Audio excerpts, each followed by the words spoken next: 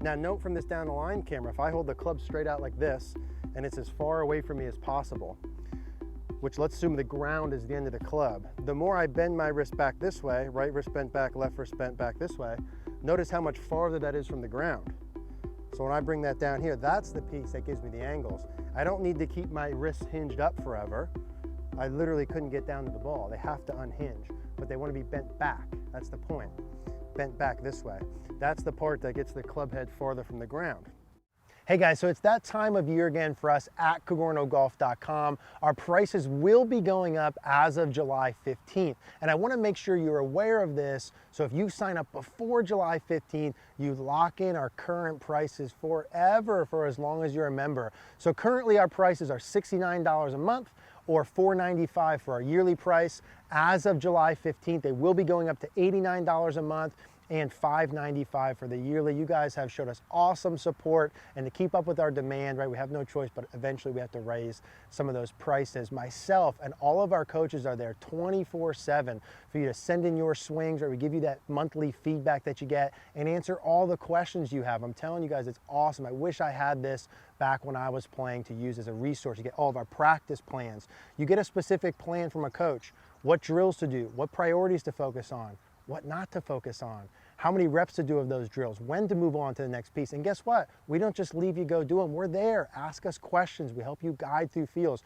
All of us have been working on our own games. We know what it's like to take your game to the next level. You're going to absolutely love our community there. July 15th is when those prices go up. If you want to lock in that lower price, you've been thinking about joining, I urge you to do so. I'm very confident we can help you with your golf game. We'll put the link to Cogorno Golf down below.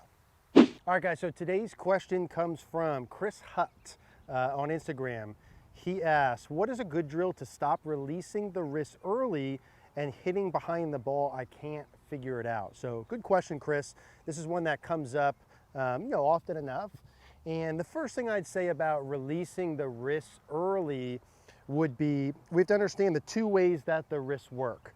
That'd be the first part that I'd like to talk about. So when we talk about releasing the wrists early, a lot of people look at that as the up and down motion of the wrists, meaning, hey, my wrists or my thumbs are too far down towards the ground.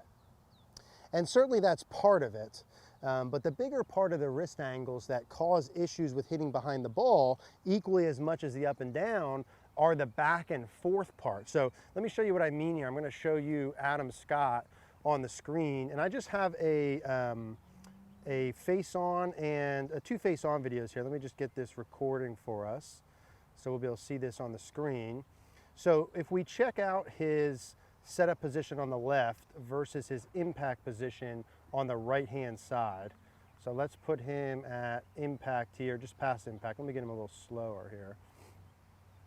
And look at the difference in the wrist angles from the face-on view. So if we look at the right wrist, notice the amount of bend you have in your right wrist at your setup position. So not a lot, right? But then notice the amount of right wrist bend we have at impact. Much more bend. Now, notice the difference here between the left wrist, right? So the left wrist is cupped here at the setup position, but then on the right, it's perfectly flat. So that back and forth wrist angle, right? This part here, this back and forth part is a piece that we need to control equally as much as the up and down part.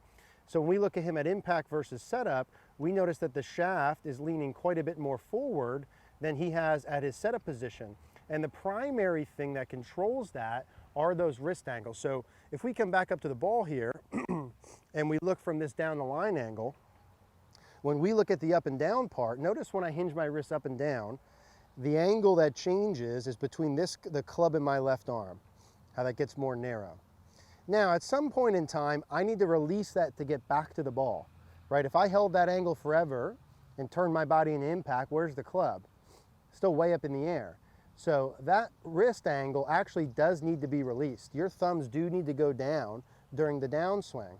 The thing is, they can't go down and have your wrist angles released too far forward. So watch him from the down the line angle, what I mean by these angles. So let's pull him up from down the line on the left at impact. So let's look at this angle. So this would be like the vertical hinging part. And then let's look at impact. So notice where he is at setup versus where he is at impact. So It's not as though he's added hinge there. In fact, it's actually on a slightly higher angle. So his wrists are actually more unhinged at impact than they were at setup. And that's about every good golfer that you would see would have those same alignments. So the point here with how do I stop my wrist releasing early is we need to control the back and forth more than the up and down part. Now, there's several ways to be able to do that. From a training aid perspective, what I really like is this hanger. So if you guys haven't seen the hanger, we've done some drills, right, and videos about the plastic hanger, but we're gonna do much more with this Watson hanger because you don't actually have to hold it on the side.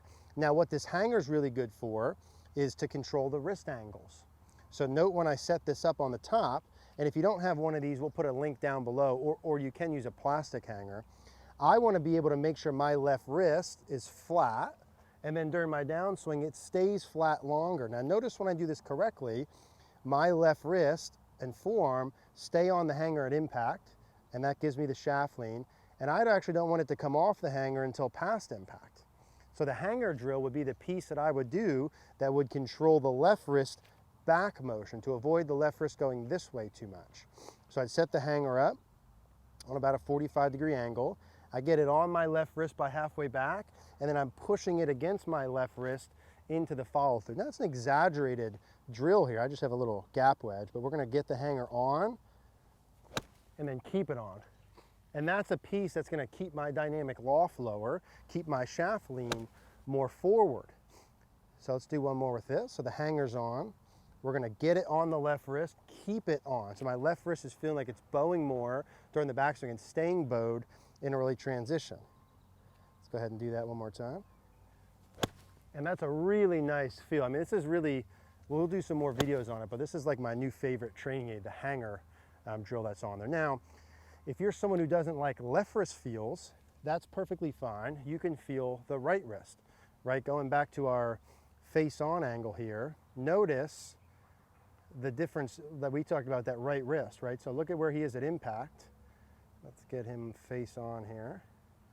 Look at the difference in his right wrist at impact versus setup. So you see how his right forearm points much more forward, and there's a bigger angle. Oops, there's a bigger angle in his trail wrist. So this points way out here, and look at this angle, bent back. So that trail wrist can feel like it bends back. I really like the power click from Martin Chuck for that one, to feel like for me as a righty, my right wrist stays bent back forever. But having a hanger, or like the Greg Norman The Secret, to keep your trail wrist more bent back. So when I go back, my right wrist should be as bent back as humanly possible, and I keep it as bent back all the way to really last parallel, and then it slowly loses its bend, but it's still bent back at impact to the point where it's straight about 45 past impact. But if you're releasing your wrist early, I would keep that right wrist bent back forever. So left wrist bowed more, right wrist bent back basically forever for you. And when I do that, you can hear that compression. That's the piece that takes my dynamic loft down. So I hit my 8-iron there, right? Let's see what my dynamic loft is here on the old TrackMan. What should happen is that thing comes down quite a bit from, yeah, so my dynamic loft there was 24. So my dynamic loft with that iron being 24, so the more bent back my right wrist is, the less loft I have this way. Now note from this down the line camera, if I hold the club straight out like this and it's as far away from me as possible, which let's assume the ground is the end of the club, the more I bend my wrist back this way, right wrist bent back, left wrist bent back this way, notice how much farther that is from the ground. So when I bring that down here, that's the piece that gives me the angles. I don't need to keep my wrists hinged up forever. I literally couldn't get down to the ball. They have to unhinge, but they want to be bent back. That's the point. Bent back this way. That's the part that gets the club head farther from the ground. Now, as I'm practicing, either with the hanger or we're doing the power click, I also might throw a little aid in here just to help my brain in terms of low point, and take a towel and fold it up a couple times over, so it's like an inch off the ground. And I'd put it about a grip behind the golf ball, like this, and just have that as a little monitor where my club head's got to go up and down over that.